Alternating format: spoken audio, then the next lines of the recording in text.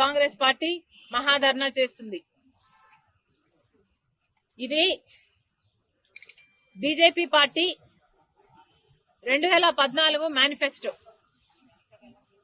BJP party రాష్ట్ర విభజన జరిగిన రోజున రాష్ట్ర విభజనకు ఏకీభవించింది. విభజన జరిగిన తర్వాత కాంగ్రెస్ పార్టీ 5 సంవత్సరాలు స్పెషల్ కేటగిరీ స్టేటస్ ఇస్తాము అంటే లేదు 10 సంవత్సరాలు ఇస్తాము అని చెప్పారు ఆ రోజు మోడీ గారు, బీజేపీ నాయకులు. బీజేపీ పార్టీ 2014 మేనిఫెస్టోలో చెప్పిన అంశాలు special category status period from 5 years to 10 years. Polavaram project as a national multi-purpose project. Linking of rivers to provide irrigation and drinking water to all regions. Implementation of Swaminathan Committee recommendations. Special incentives for increasing power generation by at least 1000 megawatt per year. Development of Vizag-Chennai Industrial Corridor. Separate IT investment regions in coastal Andhra and Rayalaseema regions. Exploration of the Krishna Godavari basin for petroleum and natural gas and their extraction. Development of Vizag, Vijayawada, Tirupati airports to international standards. Decentralized administration and restructuring of existing 13 revenue districts into 25 districts.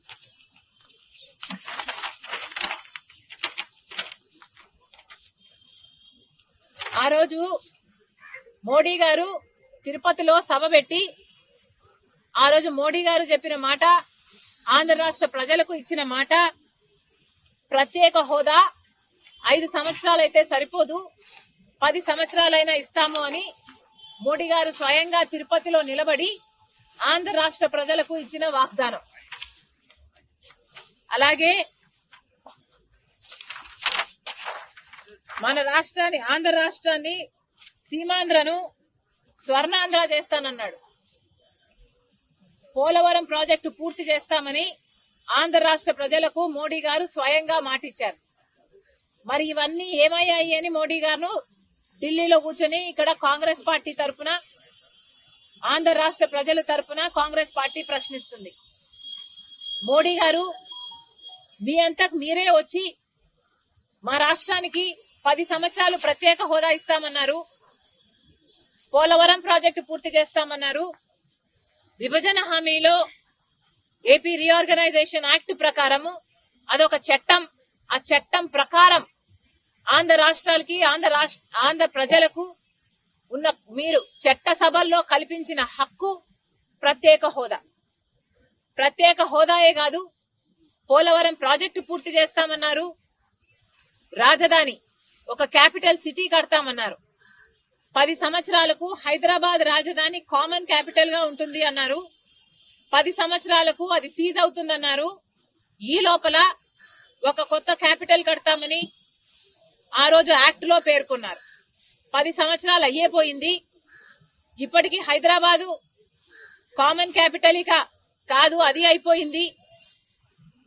కానీ ఆంధ్రులకు చూస్తే కనీసం ఒక city ఉందా, మాకు ఇది capital అని చెప్పుకోవడానికి ఏదైనా ఉందా అంటే అది కూడా లేకుండా పోయింది. అంతేకాదు కడపలో స్టీల్ ఫ్యాక్టరీ నియమిస్తామన్నది చట్టం చేశారు. అంతేకాదు వైజాగ్ లో రైల్వే జోన్ నిర్మిస్తామని చెప్పారు,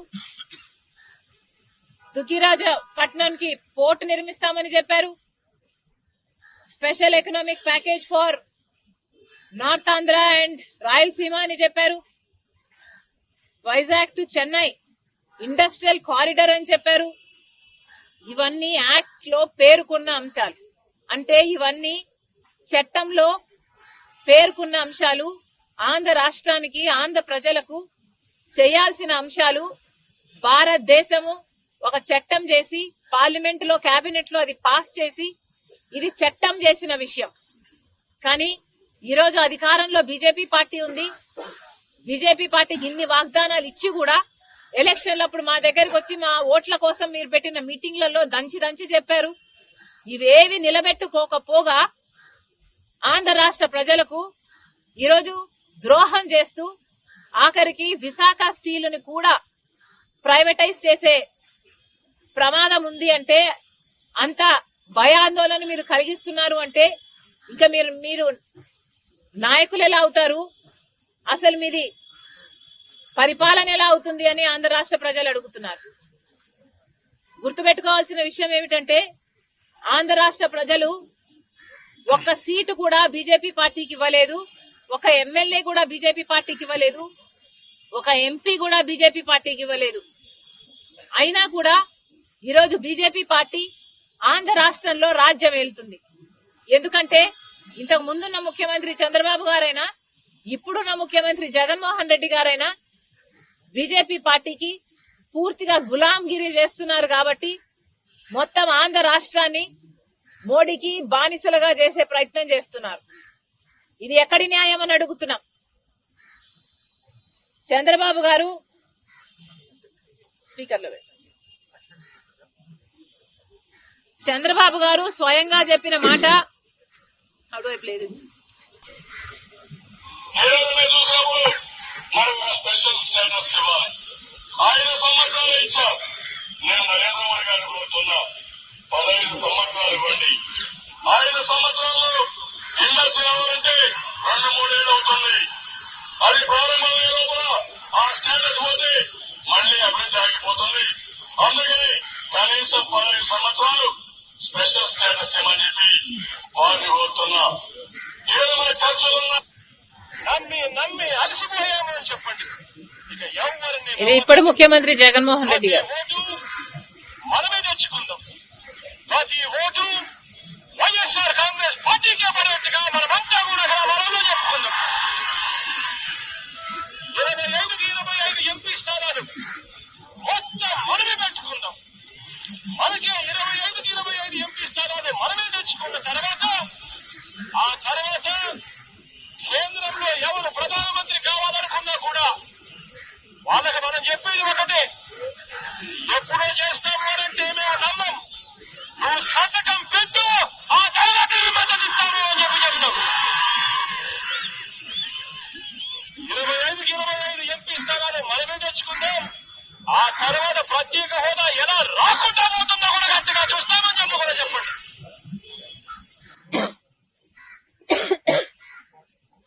ముందు 5 సంవత్సరాలు ఉన్న ముఖ్యమంత్రి చంద్రబాబు గారైనా, ఇప్పుడు 5 సంవత్సరాలు ముఖ్యమంత్రిగా ఉన్న జగనన్న గారైనా ఆంధ్ర రాష్ట్ర ప్రజలకు మీరిచ్చిన మాట ఇలా తప్పితే మీరు ద్రోహం చేసిన వారు అవునా కాదా? ఆంధ్ర రాష్ట్ర ప్రజలకు మీరు సమాధానం చెప్పాల్సిన అవసరం ఉంది.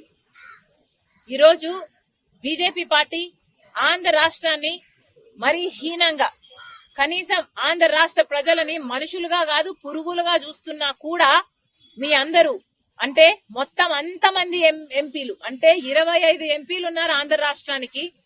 మొత్తం 25 ఎంపీలకు మొత్తం అందరూ బీజేపీకే గులాంగిరి చేస్తున్నారు, బీజేపీకే బానిసలయ్యారు. ఎందుకు అని అడుగుతున్నాం.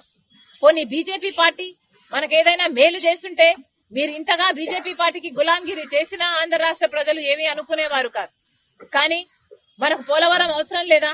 మరి మనం పోలవరం ఇవ్వకపోయినా మీరు ఎందుకు బానిసలుగా అయ్యారో మీరు ఆంధ్ర రాష్ట్ర ప్రజలకు సమాధానం చెప్పాలి.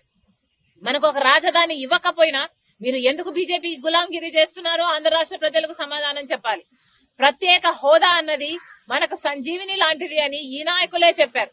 ప్రత్యేక హోదా కోసం పెద్ద పెద్ద ఉద్యమాలు చేశారు, పెద్ద పెద్ద దీక్షలు చేశారు, పెద్ద పెద్ద మీటింగ్లు చెప్పారు, దంచి చెప్పారు ఒక్కొక్కరు. మరి ఇప్పుడు ఏమైంది అని అడుగుతున్నాం.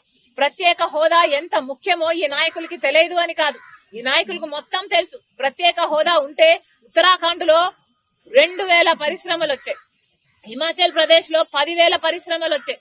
ఇలా పరిశ్రమలు వస్తే ఇన్ఫ్రాస్ట్రక్చర్ పెరిగితే ఎకానమీ గ్రోత్ ఉంటే మన బిడ్డలకు ఉద్యోగాలు వస్తాయి, భవిష్యత్తు బాగుంటుంది. కానీ అవి ఏవి వీలు లేకుండా ఈరోజు ప్రత్యేక హోదా ఊసే లేకుండా పోయింది అంటే అయినా కూడా మొత్తం ఇంతమంది ఎంపీలు బీజేపీకే, ప్రతి అంశంలోనూ బీజేపీకే సపోర్ట్ ఇస్తున్నారు అంటే ఎందుకో మీరు ప్రజలకు సమాధానం చెప్పాలి.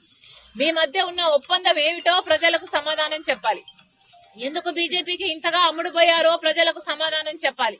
ఎందుకని మీరు ఇంతగా బీజేపీకి బానిసలుగా తయారయ్యారో ప్రజలకు సమాధానం చెప్పాలి. మీకు 5 సంవత్సరాలు చంద్రబాబు గారికి అధికారం ఇచ్చారు, 5 సంవత్సరాలు జగన్మోహన్ రెడ్డి గారికి అధికారం ఇచ్చారు. ఇక మీకు అధికారం ఉన్నప్పుడు కూడా మీరు నిలదీయకపోతే మన ప్రత్యేక హోదా, మన పోలవరం, మన రాజధాని, మన కడప స్టీల్ ఫ్యాక్టరీ అయినా, మనకు పోర్ట్ అయినా ఇవన్నీ తెచ్చుకోకపోతే ఇంకా ఎప్పుడు తెచ్చుకోగలము అని అడుగుతున్నాం. ఇప్పటికీ కూడా 25 మంది ఎంపీలు ఉన్నారే. ఈ 10 సంవత్సరాలలో ఒక్కసారైనా మూకుమ్మడిగా మీరు రాజీనామాలు చేస్తుంటే మనకు ప్రత్యేక హోదా వచ్చేది కాదా? ఏం చేశారు? అసలు ఒక్క నిజమైన ఉద్యమమైనా చేశారా? ఒక్కసారైనా మీరు ప్రజల కోసం కొట్లాడాలి అని ఎప్పుడైనా నిలదీశారా? కనీసం మోడీని ప్రశ్నించారా? ఆ దమ్ము కూడా మీకు లేకపోయింది. ఈరోజు ఆంధ్ర రాష్ట్రాన్ని మోడీ గారు అతిహీనంగా చూస్తున్నారు. 46 లక్షల కోట్ల బడ్జెట్ అయితే ఆంధ్ర రాష్ట్రానికి ఏం చేశారో మోడీ గారు ఈ జగన్మోహన్ రెడ్డి గారు, టీడీపీ చంద్రబాబు గారు సమాధానం చెప్పాలి. మరి మోడీ గారు మనకి ఏమి చెయ్యనప్పుడు మీరు ఎందుకు గులాంగిరి చేస్తున్నారో కూడా సమాధానం చెప్పాలి. అసలు 46 లక్షల కోట్ల బడ్జెట్ అయితే మన అమరావతి రెయిన్ జోన్ కంట ఎంత కేటాయించారో తెలుసా అండి? ఈరోజు పేపర్లో వచ్చింది 1000 రూపాయలు ఇచ్చారట. 1000 రూపాయలు కేటాయించారంట.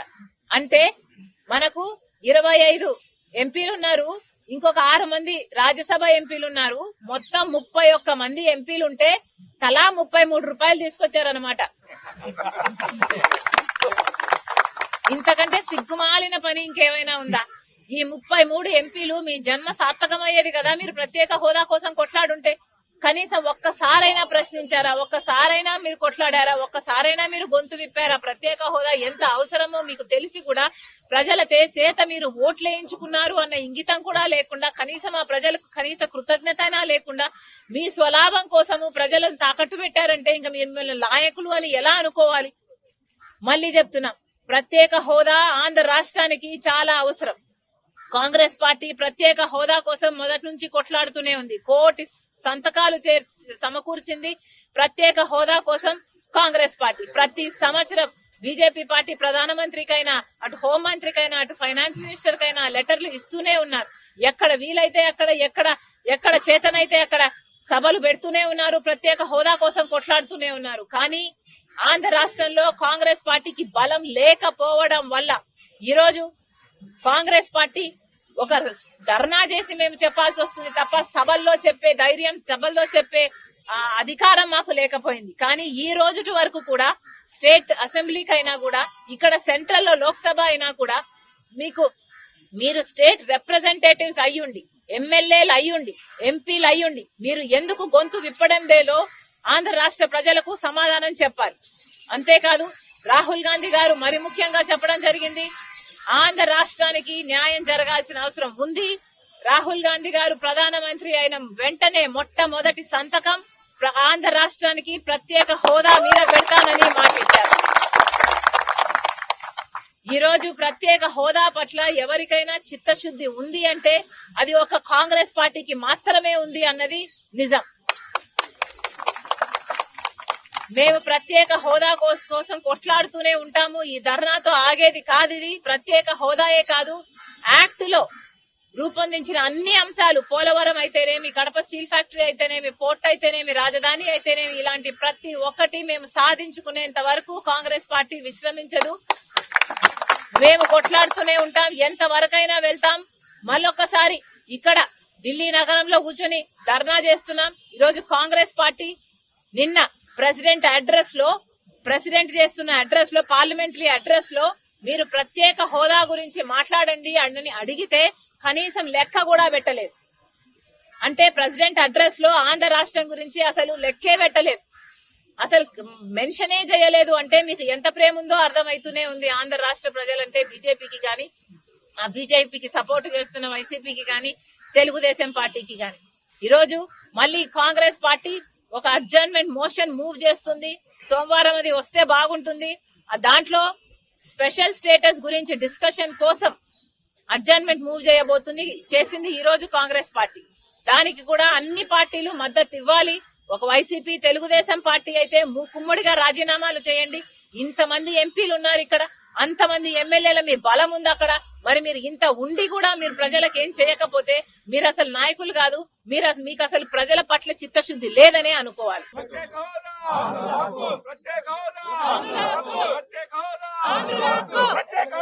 ఆంధ్రులకు